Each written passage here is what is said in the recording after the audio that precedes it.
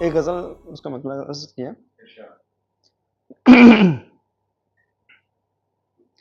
एक बरस हुआ दीदार किए, उस रूहे मन से प्यार किए। एक बरस हुआ दीदार किए, उस रूहे मन से प्यार किए। बस उसको मनाने की खातिर ये रूहो मन तातार किए।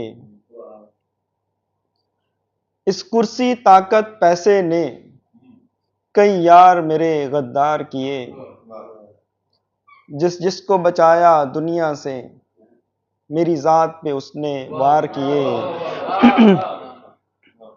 जिस जिसको बचाया दुनिया से मेरी जात पे उसने वार किए।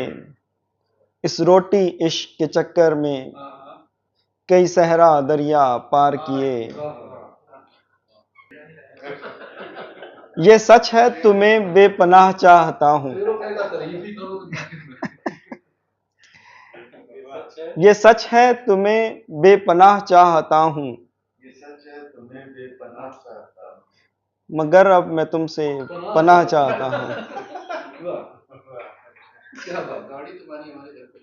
जी, एक गजल और फिर उसके बाद आपकी सहमत तमाम। मैंने सोचा है रात भर तुमको, मैंने सोचा है रात भर तुमको, काश हो जाए ये खबर तुमको। जिंदगी में कभी किसी को भी, जिंदगी में कभी किसी को भी मैंने चाहा नहीं मगर तुमको।